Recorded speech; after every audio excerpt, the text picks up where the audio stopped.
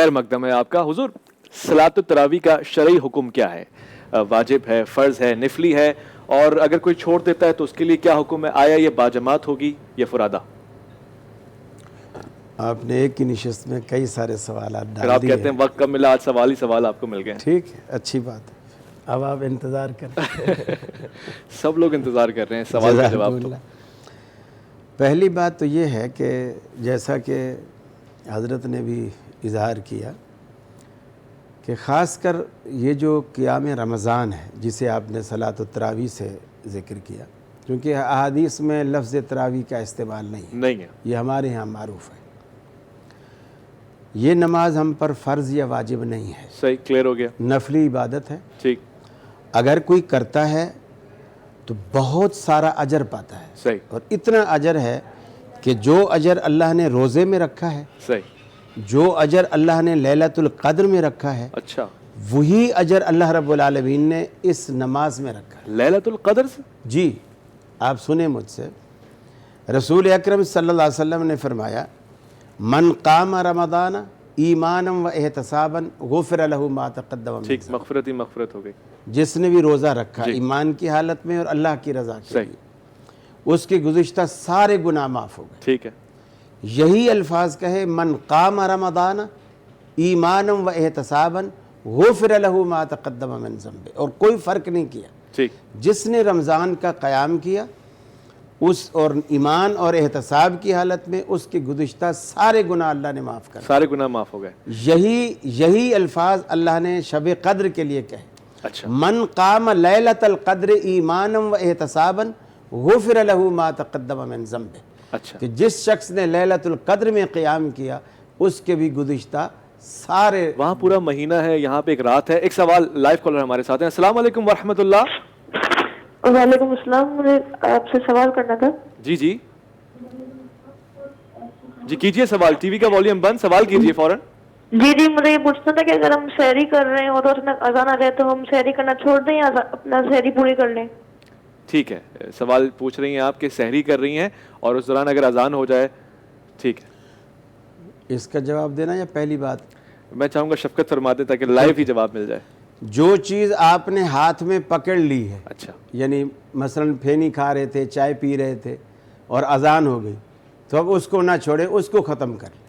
اچھا، بشرطے کہ یہ مسئلہ سننے کے بعد ایسا نہیں کہ اگلے دن تھال ہی اٹھا کے بیٹھ جائے. ٹھیک ٹھیک، برتن اپنا وہی رکھیں. خوبصورت. اب اگر وہ کوئی ایسا مسئلہ آ گیا، اذان ہو گئی ہے، تو اس چیز کو ختم کر لیں، نئی چیز شروع نہ کریں. ٹھیک ہے، یہ آپ کا جواب ہو گیا. حضور آپ بھی ذرا. فقہ جعفریہ کے مطابق یہ ہے کہ جیسے ہی فجر کا وقت داخل ہو گیا ہے، چاہے آذان نہ بھی ہوئی ہو، اچھا، وقت فجر داخل ہو گیا ہے تو فوراً سے اپنے آپ کو روک لیں اور اس سے پہلے ہی سحری بند کر دیں. منہ میں نوالا ہو تو وہ بھی نگلا نہیں ہے بلکہ اگل دینے کی اگل دینا جو ہے وہ ضروری ہے، اس کو بھی نکلنے کی اجازت نہیں ہے.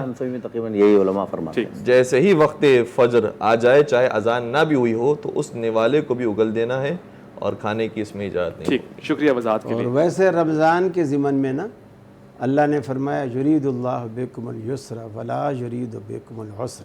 آسانی اللہ تمہارے ساتھ آسانی چاہتا ہے، تنگی نہیں چاہتا.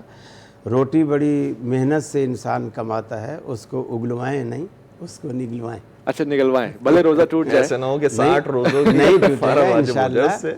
اور اللہ کے حبیب نے بھی فرمایا یسروا ولا تعسروا، لوگوں کے لیے آسانیاں پیدا کرو، مشکلات نہیں پیدا کرو. آپ نے ایک تراویح کے حوالے سے وضاحت فرما دی کہ نفل نماز ہے. ٹھیک، یہ نفلی نماز ہے. اور اجر کے اعتبار سے میں کہہ رہا تھا جو بخشش اللہ رب العالمین نے روزے میں رکھی ہے وہی تراویح میں رکھی ہے اور وہی شب قدر کے قیام میں رکھی ہے. ٹھیک، وہ ایک رات کے قیام. صحیح. لیکن اجر اس کا ثمرہ وہی بتایا کہ غفر له ما تقدم من ذنبه، مغفرت کے اسباب. اور ایک بات میں اپنے مسلک کے حوالے سے بھی اگر اجازت دے تو میں کرتا جاؤں.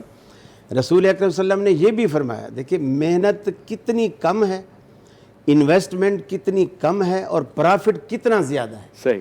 اللہ کے رسول فرماتے ہیں کہ اذا قال الامام غیر المغضوب علیہم ولا الضالین، جب امام غیر المغضوب علیہم ولا الضالین کہتا ہے، صحابہ سے کہا کہ قولوا آمین، آمین کہو، تم آمین کہو. فإنه من وافق تأمینه تأمین الملائکۃ غفر له ما تقدم من ذنبه. سبحان اللہ. جس کی آواز آمین کی فرشتوں کی آواز سے موافق آ بیٹھی، اللہ اس کے بھی گزشتہ سارے گناہ یہ باجماعت نماز کے فضائل بھی آپ نے جی بیان ہاں، فرمایا. جی باجماعت تراویح کے ذرا بتائیے کہ باجماعت ہو سکتی ہے؟ ویسے تو ہمارے یہاں رواج ہی باجماعت کا ہی ہے، لیکن چونکہ نفلی نماز ہے، اگر کوئی شخص اس کو انفرادی بھی پڑھتا ہے تو اللہ رب العالمین اس کو قبول کرنے والا ہے انشاءاللہ. ایک لائیو کالر ہمارے درمیان ہے. السلام علیکم ورحمۃ اللہ. جی جی ٹھیک ٹھاک. اللہ کا شکر ہے. احسان آپ بتائیے کون سا؟ تراویح کے سلسلے میں بات کرنی تھی.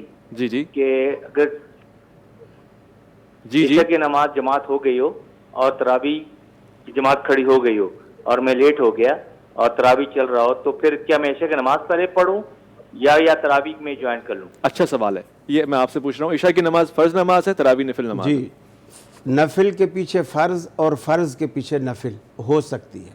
البتہ اگر وہ تراویح کی جماعت ہو رہی ہے اور اس کے پیچھے جا کر یہ فرضوں کی نیت کر کے کھڑا ہو جاتا ہے، فرض بہترین ہو جائیں گے، جماعت کا ثواب بھی ملے گا، بس اس کو مہنگے پڑیں گے. اچھا مہنگے پڑیں گے، صحیح، وہ لمبا ہو جائے گا. ظاہر بات ہے کہ وہ حافظ صاحب تو اپنا پورا آدھا سپارہ پڑھیں گے، اس کو تو عادت پڑی ہوئی ہوگی ان کو سورہ کوثر کی اور قل هو اللہ کی. ٹھیک. تو اس لیے اور اگر 8 رکعت والی تراویح ہو، 8 دن والی ہو، تو ایک ساتھ تو 8 رکعت کوئی نہیں پڑھتا نا. ٹھیک. دوگانے پہ سلام پھیرے گا، ٹھیک. اور ان کی جو باقی 2 رکعتیں ہوں گی، یہ اس طرح جس طرح کسی کی کوئی رکعت رہ جاتی ہے تو اس طرح سلام کے بعد یہ کھڑا ہو کر اپنی باقی 2 رکعتیں جو ہیں وہ پوری کرے گا. میں جسارت اس لیے کر رہا تھا کہ 8 دن کی ہوگی تو پھر تلاوت تو زیادہ لمبی ہوگی نا، پھر تو اور مہنگی پڑ جائے گی. جی ہاں. حضور اس پہ ذرا فرمائیے لیکن گا. میرے سے جو آپ نے سوالات کیے تھے وہ تو ابھی کافی، یہ آپ نے ادھر ادھر کے سوالوں میں 2 جوابات میں نے آپ سے لے لیے، وہ چھپا دیے. اچھا چلیں آپ وضاحت کر دیں. نہیں یہ سوال تو آپ ان سے 2 چیزیں میں نے ان سے پوچھی ہیں. آپ نے بیان فرمایا کہ ایک تو نفل نماز ہے، ٹھیک ہے، تراویح نام سے احادیث میں کوئی جملہ نہیں آیا، مگر برکات اور فضائل آپ نے فرمایا کہ شب قدر کے ساتھ ہیں. ٹھیک، تو پھر آپ نے کیوں نہیں پڑھا اور اس کے ساتھ ساتھ باجماعت کیوں نہیں پڑھ رہے؟ نماز شب کیا ہے، قیام اللیل کیا ہے اور تراویح کیا ہے آپ کی نظر میں؟ ہم تک جو روایات پہنچی ہیں، ظاہر سی بات ہے کہ روایات اس قدر مختلف انداز سے پہنچتی ہیں کہ کبھی کبھار بہت زیادہ کانٹرڈکشن اس کے اندر نظر آتا ہے. اور خود نبی اکرم صلی اللہ علیہ وآلہ وسلم جب رحلت فرما جا رہے تھے تو اس وقت یہ باقاعدہ ان کے جملے ہیں کہ میرے بعد جھوٹی احادیث گڑھنے والے لوگ پیدا ہوں گے جو ہمارے نام سے جھوٹی احادیث گڑھیں گے. اور یہ روایت اہل سنت کی معتبر کتابوں کے اندر، اہل تشیع کی معتبر کتابوں کے اندر پائی جاتی ہے. اس کا مطلب یہ ہوا کہ ایک احتمال موجود ہے کہ بالآخر ہم تک جو روایت آ رہی ہے اس کے اندر دقت کرنے کی ضرورت ہے، تحقیق کرنے کی ضرورت ہے کہ کون سی بات ٹھیک پہنچی اور کون سی نہیں.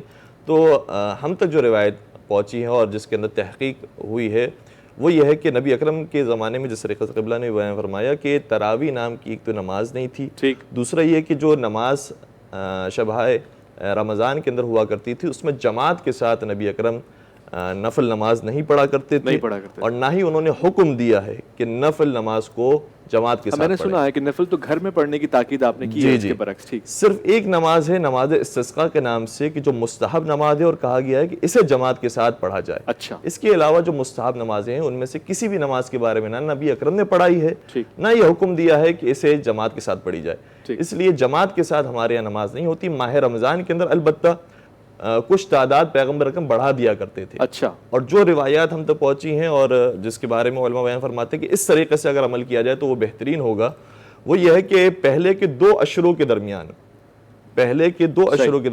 ہر رات 20 رکعت کر کے انسان نماز پڑھے تو اس طریقے سے 2 عشروں میں 400 رکعتیں اس کی مکمل ہو جائیں گی. اور آخری عشرے میں ہر رات 30 رکعت نماز پڑھے تو اس طریقے سے 300 رکعتیں ہو جائیں گی. یہ 400 اور 300 700 رکعت ہو جائیں گی. اور 3 شبہ قدر جس کے بارے میں زیادہ احتمال ہے کہ شب قدر میں سے کوئی رات بنے، اس میں شب 19 ہے، شب 21 ہے، شب 23 ہے، اس میں 100 رکعت نماز پڑھے. اچھا، 100 رکعت نماز بھی ان تینوں راتوں میں پڑھے گا تو وہ بھی 300 ہو جائے گی. تو 700 اور 300 ملا کر یہ 1000 رکعت نماز ماہ رمضان میں نبی اکرم انجام دیا کرتے تھے، ائمہ اہل بیت علیہ السلام انجام دیا کرتے تھے اور تاکید فرمایا کرتے تھے کہ اس طریقے سے ماہ رمضان میں راتوں میں نمازیں پڑھیں. اس کا طریقہ بھی بیان کیا گیا ہے کہ جیسے مغرب کی نماز پڑھنے کے بعد 8 رکعت نفل پڑھا کرتے تھے، اس کے بعد جو باقی رکعتیں رہ گئی ہیں جیسے 2 عشروں کے اندر 12 رکعت رہ جائیں گی تو 12 رکعت پڑھا کرتے تھے عشاء کے بعد، اور آخری عشرے میں 22 رکعت بچ جائیں گی تو 22 رکعت پڑھا کرتے تھے عشاء کے بعد.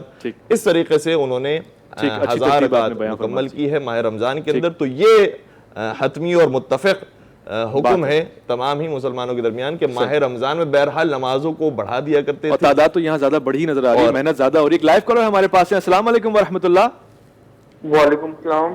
کون صاحب کہاں سے, کیا عرض کیجیے گا؟ میں حیدرآباد کراچی سے بات کر. پہلی بات تو مجھے بولنا تھا, آپ کی ٹرانسمیشن مجھے بہت اچھی لگتی ہے. شکریہ, بہت اور شکریہ. آپ اس کا ٹائم بڑھائیے سحری کا. ٹائم ٹائم بڑھا دیجئے سحری کا. سحری کا ٹائم بڑھا دیجئے, نشریات کا ٹائم بڑھا دیجئے, آپ کہنا چاہ رہے ہیں ایسا ہی ہے؟ خوب, نشریات کا ٹائم بڑھانے کی پوری کوشش کریں گے.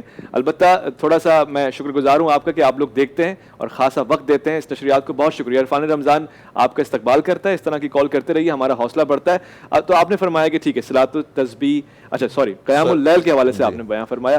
تو میں آپ سے یہ پوچھنا چاہ رہا تھا, آپ خود بھی کچھ کہنا چاہ رہے ہیں, میرا سوال بھی سن لیجیے گا. معمولات نبوی میں قیام اللیل کے کیا حساب کتاب تھے؟ جیسے آپ نے ترتیب بتائی ہے, آپ کے نزدیک کیا ترتیب ہے, یہ بھی بیان فرمائے گا. رسول اکرم صلی اللہ علیہ وسلم نے 3 دن اس نماز کو صحابہ کرام کی امامت کرا کے آپ نے پڑھایا. 3 دن. اچھا, وہ تو کہہ رہے ہیں باجماعت نہیں ہوئی, وہ ان کے اپنے حساب سے کہہ رہے ہیں. 3 دن رسول اکرم صلی اللہ علیہ وسلم نے یہ نماز پڑھائی اور 23 شب کو شروع کیا. اچھا, صحابی جو اس کو روایت کرتا ہے وہ کہتا ہے جب رمضان ختم ہونے میں 7 دن باقی تھے, اچھا 7 دن باقی تھے تو آپ نے یہ نماز شروع کی. صحیح. پہلے دن چونکہ صحابہ کو زیادہ اطلاع نہیں تھی تو کم لوگ تھے, صحیح. آپ نے 23 شب کو جو پڑھائی وہ 1 پہر رات تک آپ نے جماعت کرائی. صحیح. 1 پہر رات تک. پھر 24 کو آپ تشریف نہیں لائے, لیکن دن کو جب مدینے میں چرچا ہوا تو لوگ زیادہ مسجد میں جمع ہو گئے. اچھا, لیکن آپ تشریف نہیں لائے. صحیح. 25 کو پھر آپ تشریف لائے. صحیح. پھر 25 کو آپ نے اس کو نصف شب تک قیام کیا, یہ رات والا تراویح جسے آپ کہتے ہیں. ٹھیک. نصف یعنی آدھی رات تک آپ نے اس کا قیام فرمایا. پھر دن کو بڑا چرچا ہوا. 26 کو آپ تشریف نہیں لائے, لوگ مسجد میں جمع تھے. پھر آپ 27 کو تشریف لائے. اچھا. یعنی یہ تیسرا دن تھا, تیسرا دن تھا. پڑھانے کا تیسرا دن تھا. ٹھیک. 27 کو آپ تشریف لے آئے تو اب آپ نے ساری رات قیام کیا. اللہ اکبر. اور اتنا طویل قیام کیا کہ صحابہ کہتے ہیں ہمیں یہ ڈر ہونے لگا کہ آج روزہ ہی خالی پیٹ رکھنا پڑے گا. سحری کا موقع بھی نہیں ملے گا. یعنی بالکل اتنی قریب, جیسے آپ ہمیں کہتے ہیں بس چائے پی لو 2 منٹ رہتے ہیں. ٹھیک. یعنی یہ والا معاملہ تھا کہ ہمیں اتنا فجر کے قریب تک لے گئے کہ ہمیں یہ ڈر ہونے لگا کہ آج ہمیں سحری کھائے بغیر روزہ رکھنا پڑے گا. ٹھیک. تو پھر آپ 28 کو تشریف نہیں لائے. صحیح. پھر صحابہ کرام کو دن میں آپ نے فرمایا تمہارا رات کو جہاں جمع ہونا ملنا مجھے معلوم تھا, ٹھیک. لیکن انی خشیت ان تفرض علیکم, اچھا, اور بعض کتابوں میں ان تکتب علیکم کے الفاظ بھی ہیں اور معنی ایک ہے. فرض اور واجب کے بعد. جی ہاں, معنی ایک ہے.